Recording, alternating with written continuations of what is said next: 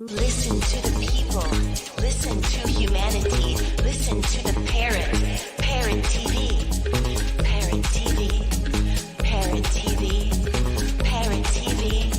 Parrot TV. Listen to the people. Listen to humanity. Listen to the parrot. Are you curious about financial literacy?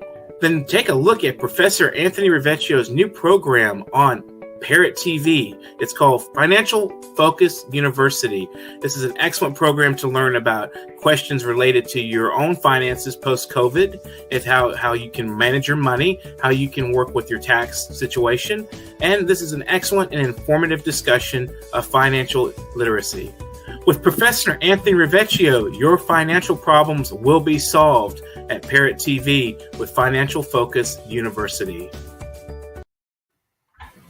Do you know that there is a publishing company that wants to make life easier for you as a writer? This publishing company is called World Inkers Printing and Publishing. We publish in all different languages, and we're looking for writers of all genres, all formats. We're looking for scholars, ghostwriters, playwrights, poets, short fiction, novelists, you name it. We're looking for anybody who is interested in writing and the craft of writing to be in touch with us. You can reach us at info.worldinkers@gmail.com. With World Inkers Printing and Publishing, you do not require a lot of money to publish with us. Contact us today at info.worldinkers@gmail.com. Become a winner with other authors at World Inkers Printing and Publishing. Give us a shot. We will surely finish you.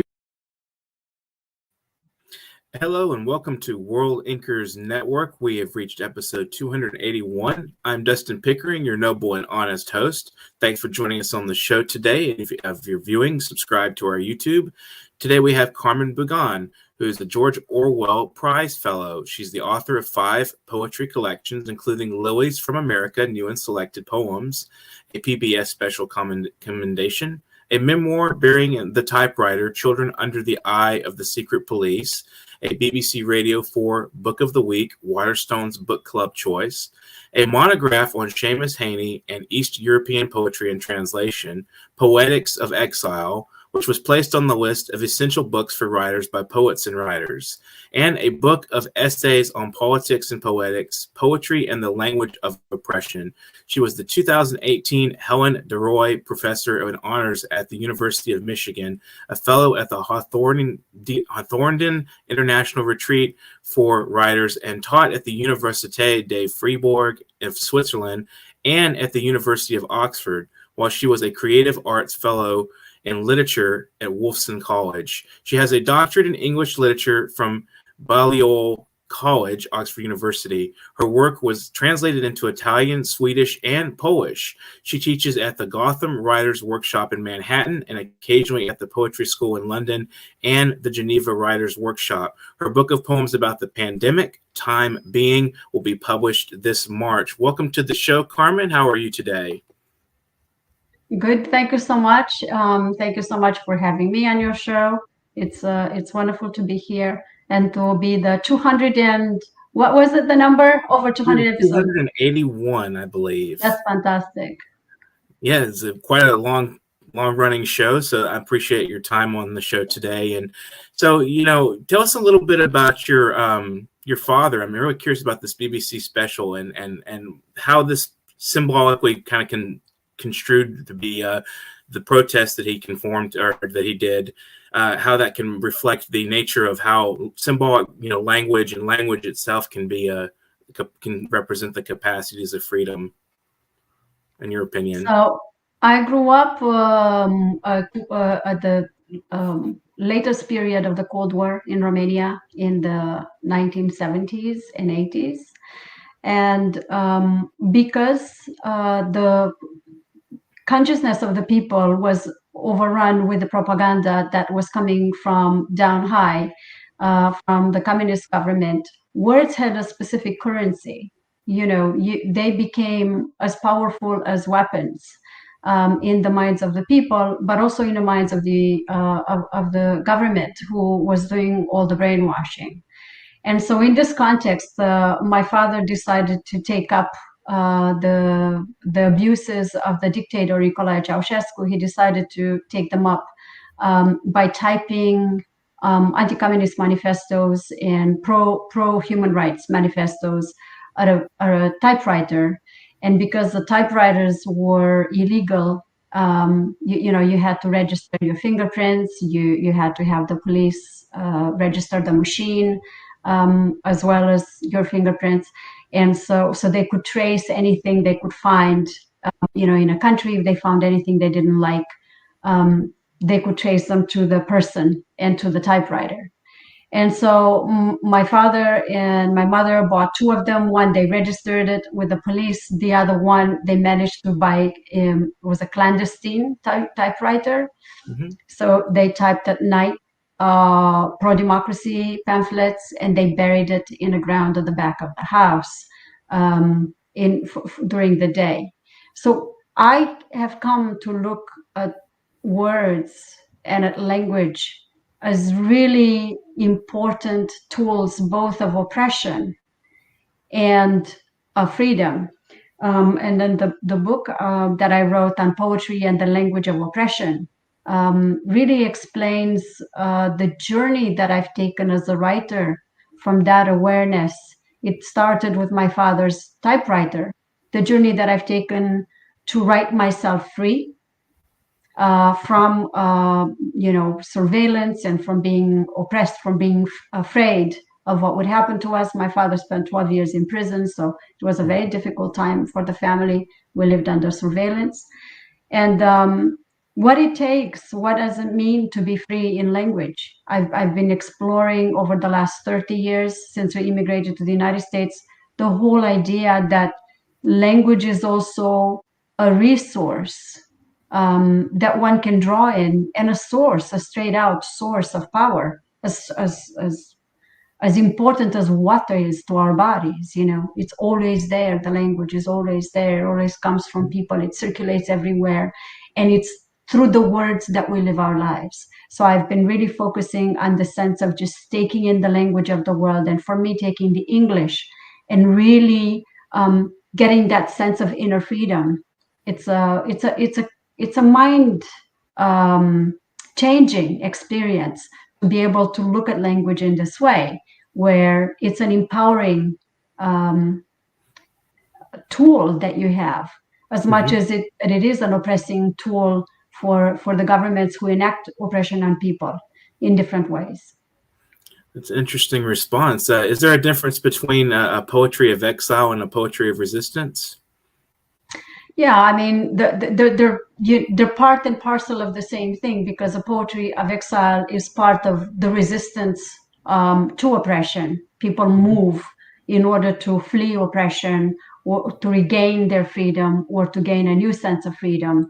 But the poetry of exile is a poetry where you live in two places at once. Every experience you have in a new language, in a new country, is lived against the previous experience in your country of birth, in your language of birth.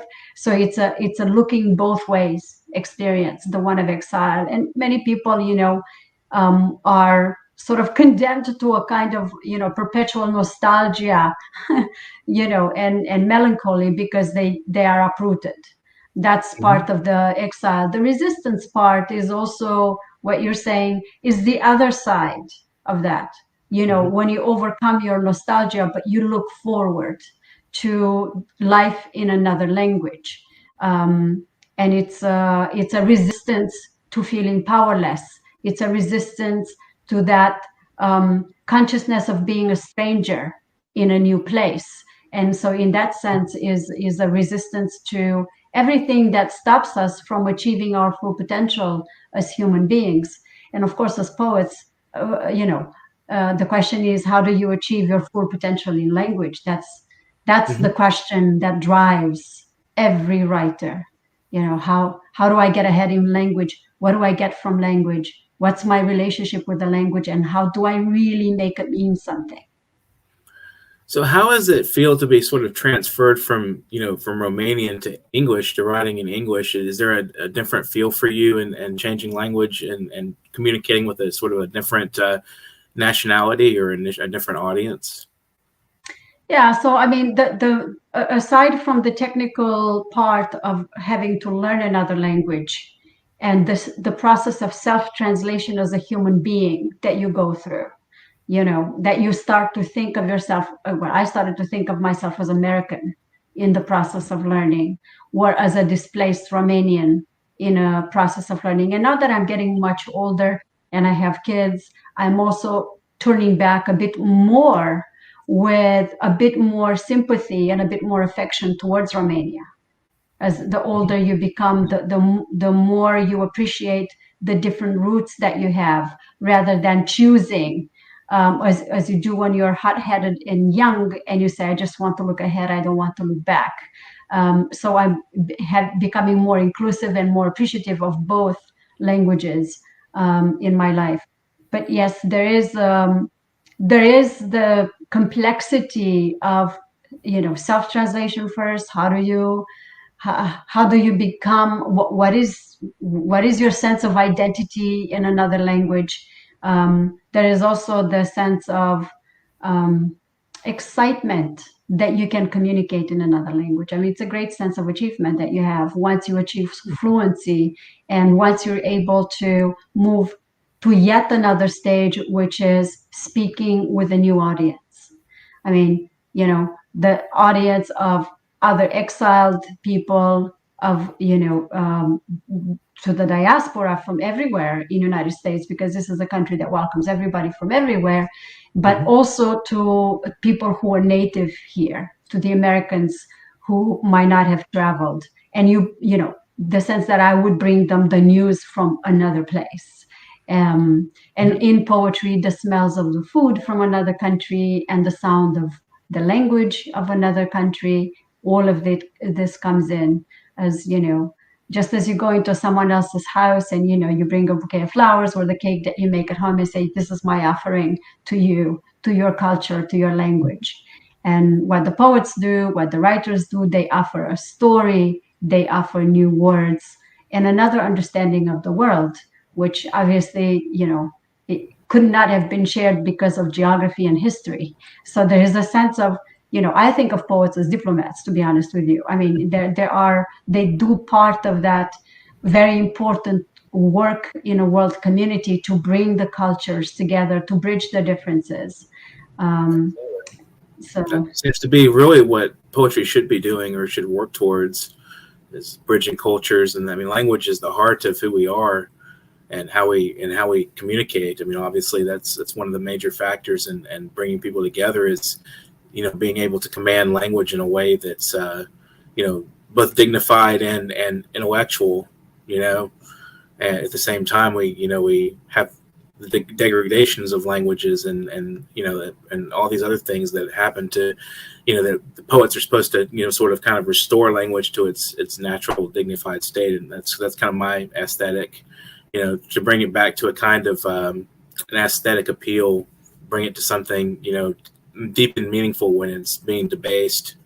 And in a lot of ways, and then in other ways, it can be something that reaches across, as you said, reaches across countries and reaches across cultures and finds the commonalities and so forth, and tries to bring people together. I'm curious, like, what are some of the themes you write and reflect on that you go back to in your work mostly? The particular themes that I've been writing about really have been the childhood. I often return to the childhood and to the most important memories that I have had in childhood, both in terms of my father's and my parents' protest and resistance to oppression, that is, political oppression, but also it turned into a personal, into a family oppression. My poetry is about the effect of state on family. I really deal with that in my work. And then I have a lot of themes of nature. Nature has come to represent a source of comfort. And I think that it has been the easiest thing for me to relate to when I came to the United States. So I made a very quick transfer. The Black Sea in Romania was very quickly transferred to the Lake Michigan, because we went to Michigan.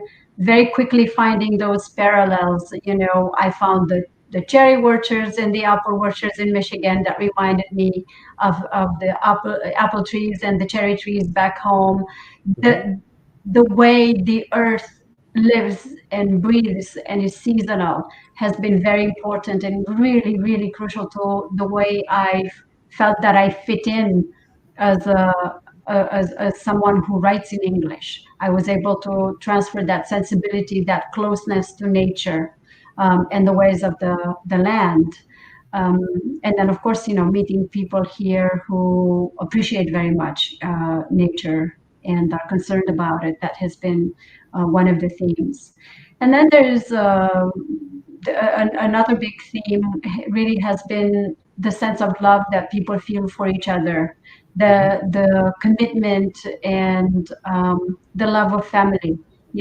Staying close to people through difficult situations. I've been very deeply writing about parents and children, about my parents, about the way they've lived their lives here, about the way they look back on their lives, back in Romania. So these are the themes: family, nature, love. There's a sense of spiritual life as well. I grew up as a Christian Orthodox in a Marxist society, so that had a lot of dualities to it. On one hand, people worshipped and believed in God. On the other hand, were punished for believing in God.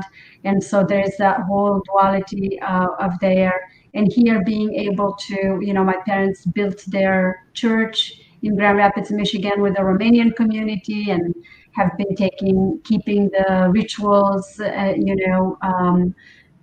for all the rites of passage that we do, and the rituals of the year and the changing seasons, the Easter, the Christmas, all of these things that, we all relate to as Christians. So that imagery comes a lot in my poetry as well.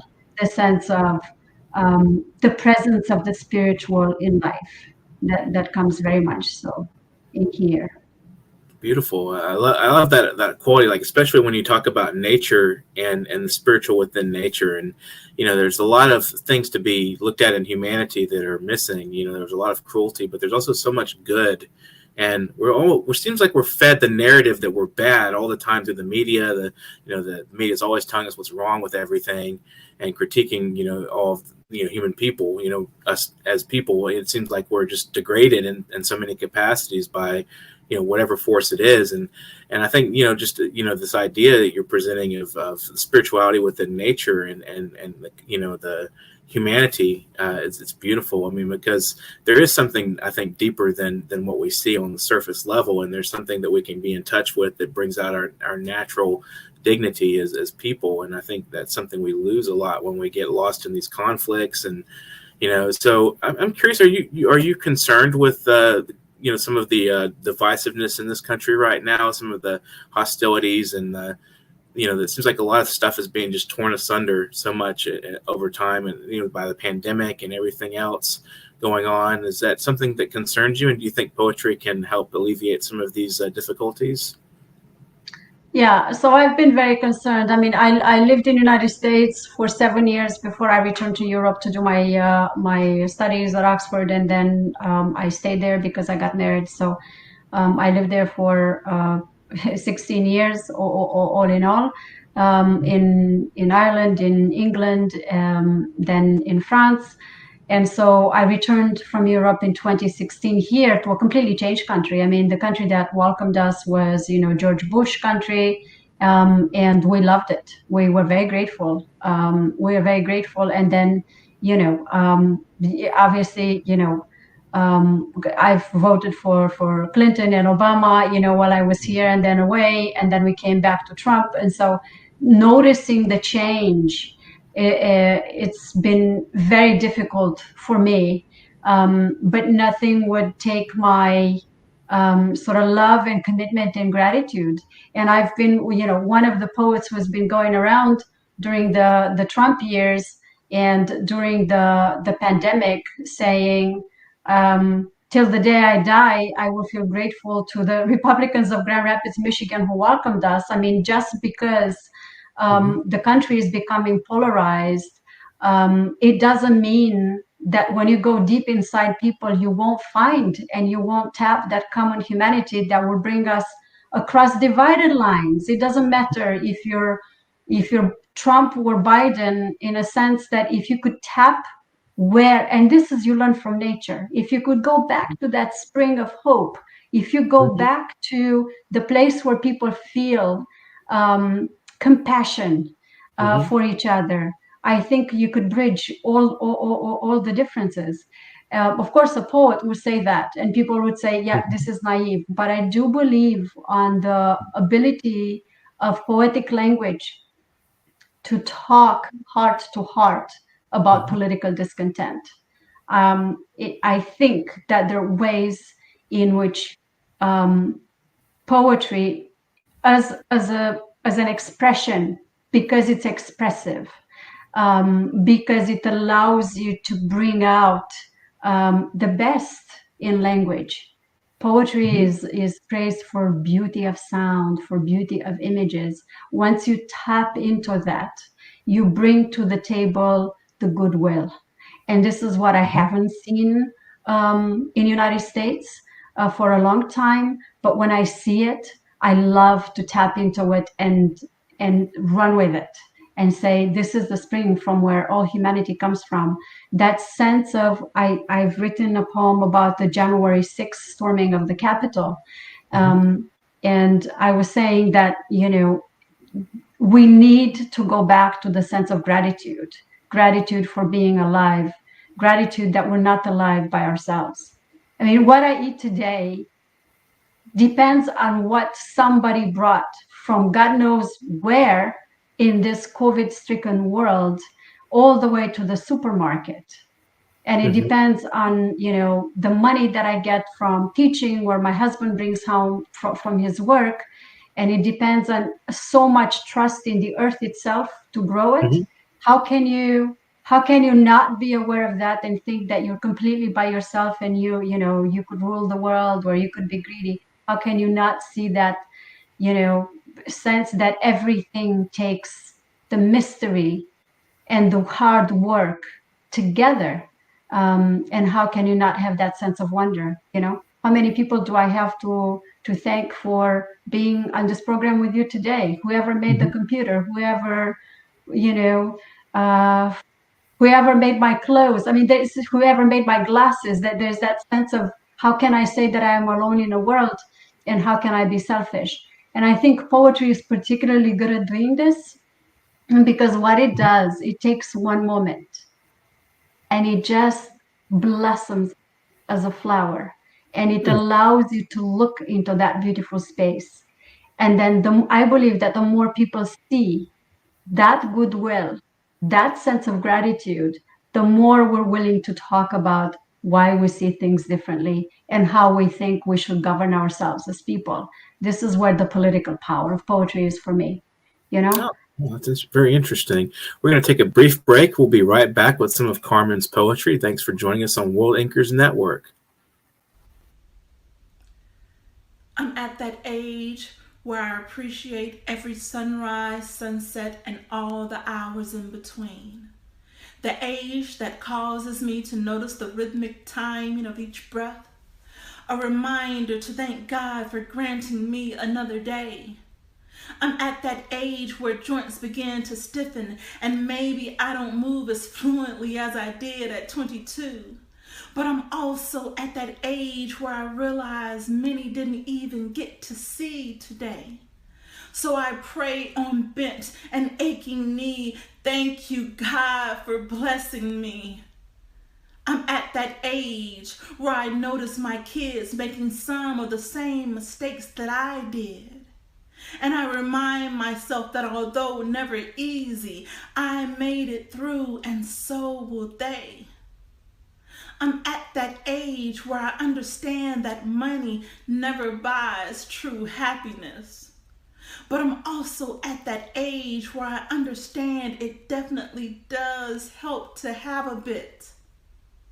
I'm at that age where six-pack abs still attract.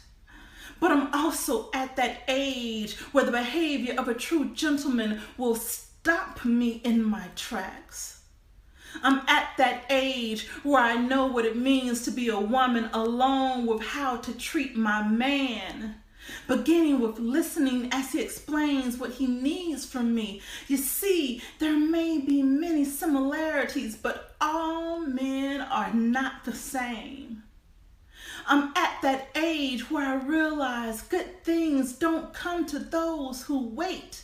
They go to those who educate, plan, sacrifice, work, and repeat over and over and over again.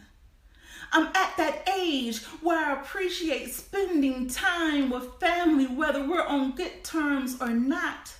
Because I'm at that age where I'm losing so many people that I care about. I'm at that age where I'm bearing down on that age where there are more chapters of my life in past instead of future tense. But I'm at that age where I refuse to give up. I continue to climb, to create, to improve, love, and share, bearing my soul to the universe while honoring my ancestors, my God, and myself, while becoming the best version of me possible, because I'm at that age.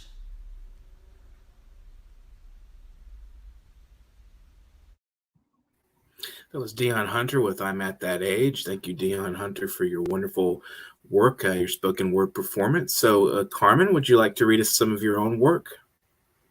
Yes, that was a very beautiful poem, and I think you just you did a wonderful job of just bringing all the themes that we were talking about to the table. So let me read what I want to do, because it's a nice coincidence. I have here my new book of poems, Time Being, coming out in March. This one is a poem that I wrote exactly on a date, 25 February 2021. It was a poem about waiting for spring, so I'll start with reading that one.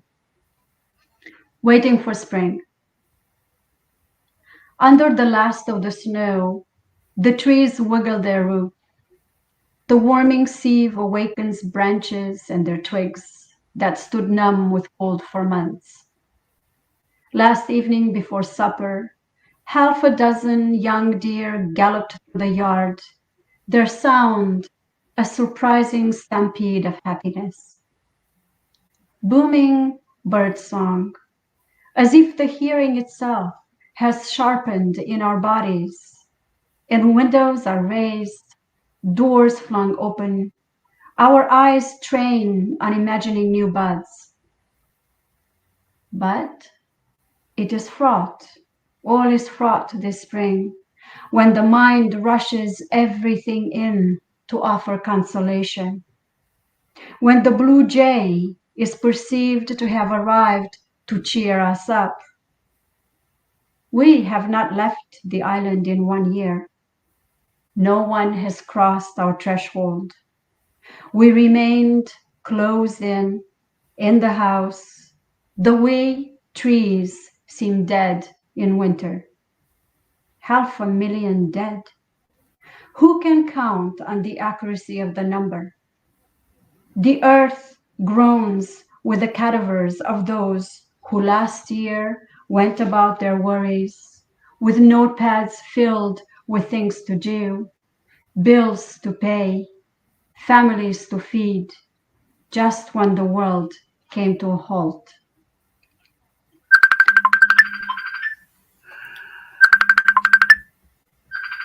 Sorry, somebody's been calling me.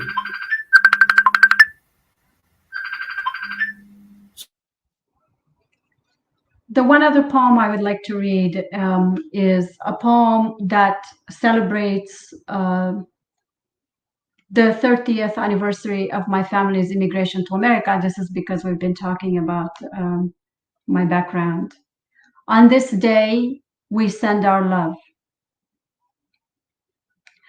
31 years ago today, the other end of the world stung as if we were looking directly into the sun. Since then, we learned to look at the sunlit ground. On this day, we send our love to those who are scaling the wall, those who are stepping on a precarious raft, those who are hiding in the boxes stacked on a truck. We know it isn't play or malice that make you take this road. On this day, we send our love and our hope that you will land as we did on the verdant earth among welcoming people. The ground has fallen from under you, we know, just like the road vanished from under our feet. On this day, when we recall those first days of freedom, we send you our love, for you will need every kind word.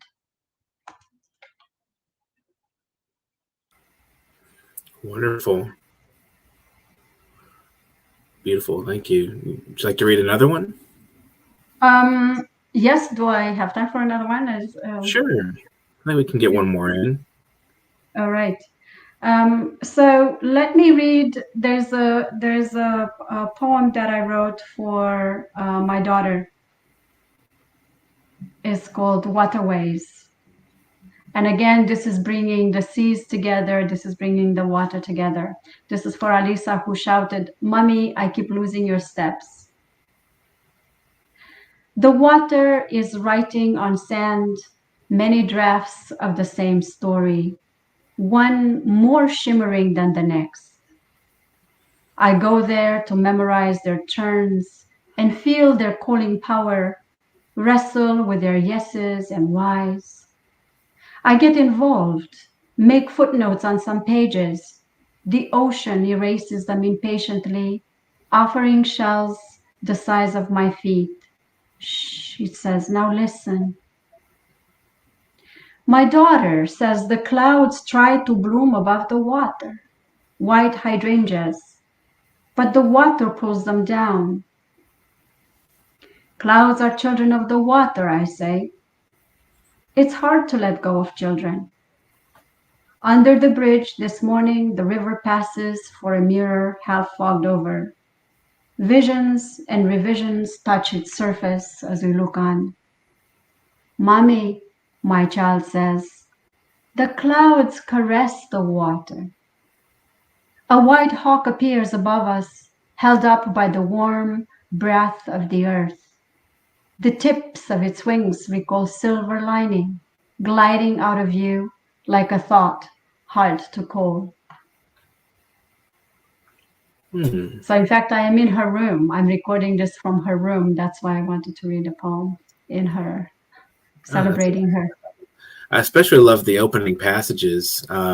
It's just me, really interesting, that sand, writing on the sand and, rewriting the story, because it gives you a sense of timelessness, almost like, Shelley's Ozymandias or something, like that there's this timelessness to things that we, that the empires don't really matter, that there's a timeless story being told throughout nature and throughout humanity. It's something that's being lost when we focus on the particulars, I think. And, we've talked a little bit about some of that, in the spirit of nature and how it dignifies, our views of ourselves and history and things like that. I want to appreciate Opiana Adesina from Nigeria for being our regular viewer today. So thank you so much for watching the program.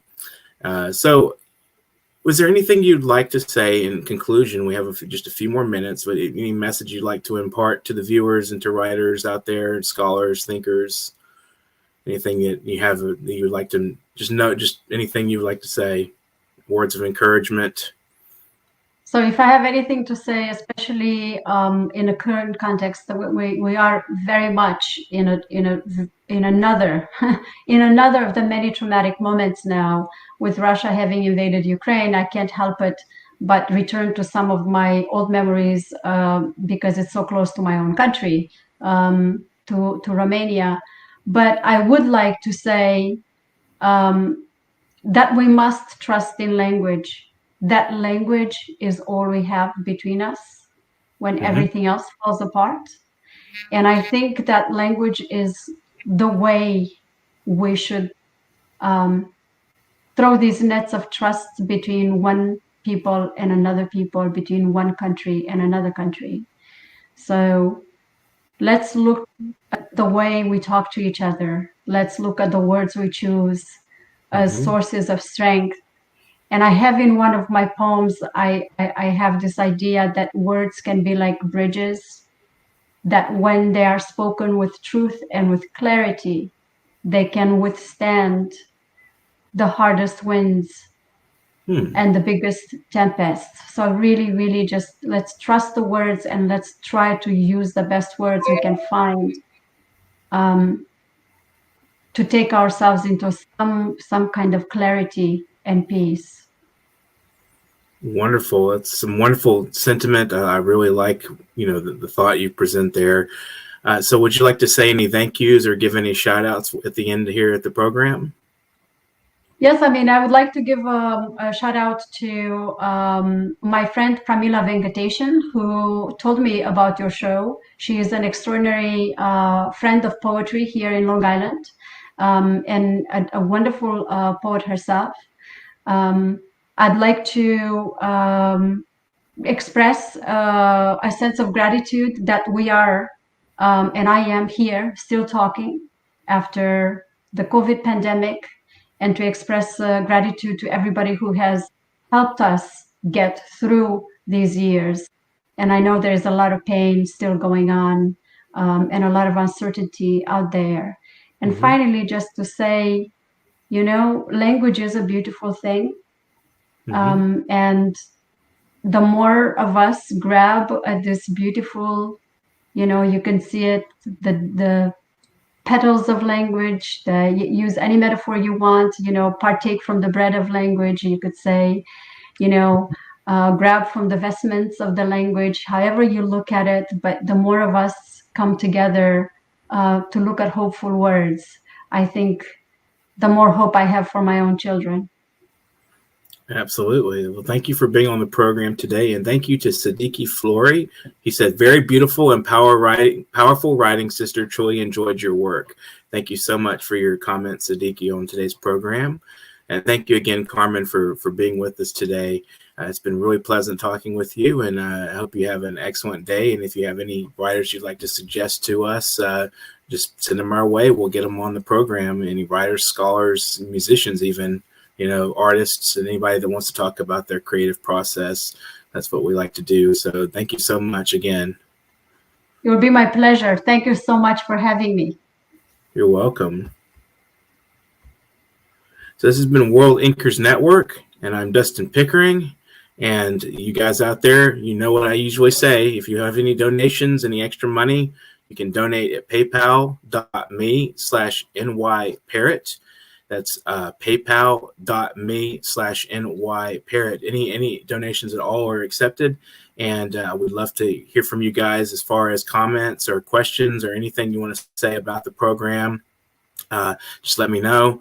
Just talk to me about it, and I'll definitely be interested in hearing. You can leave comments and subscribe, like, share, and comment to on our program. Today's program was really fun and interesting with Carmen BUGAN, and I hope you guys enjoyed it. And if you want to be on the program at some point, you're a writer or a scholar or an artist, a musician, any kind of creative mind, send a paragraph bio and a headshot with samples of your work to literarycorner@newyorkparrot.com. We want to hear from you really soon, so just get on that right now if you have a chance. Thanks for watching today, everybody. For our viewers and our subscribers, remember, we're looking for 1 million subscribers, so keep getting subscribers for us. Don't forget to share this content. And you guys out there, if you're holding your pen and you're holding it hostage and you can't think of what to write, just get up and just start writing, and have a great afternoon. Dustin World Inkers Monthly Magazine is a fine source for your literary interests. It's an all-source magazine with poetry, prose, and essays and articles, as well as interviews.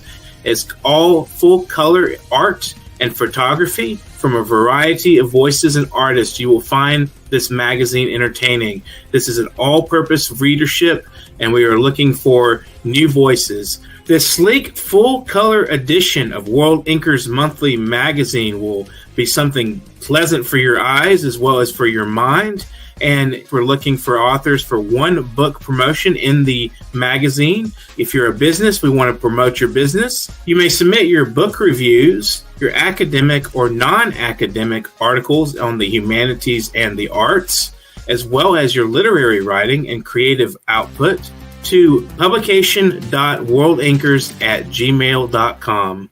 World Inkers Monthly magazine does not spare any ink. Keep inking for World Inkers. Are you curious about financial literacy? Then take a look at Professor Anthony Rivecchio's new program on Parrot TV. It's called Financial Focus University. This is an excellent program to learn about questions related to your own finances post-COVID, and how you can manage your money, how you can work with your tax situation. And this is an excellent and informative discussion of financial literacy. With Professor Anthony Rivecchio, your financial problems will be solved at Parrot TV with Financial Focus University. Do you know that there is a publishing company that wants to make life easier for you as a writer? This publishing company is called World Inkers Printing and Publishing. We publish in all different languages, and we're looking for writers of all genres, all formats. We're looking for scholars, ghostwriters, playwrights, poets, short fiction, novelists, you name it. We're looking for anybody who is interested in writing and the craft of writing to be in touch with us. You can reach us at info.worldinkers@gmail.com. With World Inkers Printing and Publishing, you do not require a lot of money to publish with us. Contact us today at info.worldinkers@gmail.com. Become a winner with other authors at World Inkers Printing and Publishing. Give us a shot. We will surely finish you.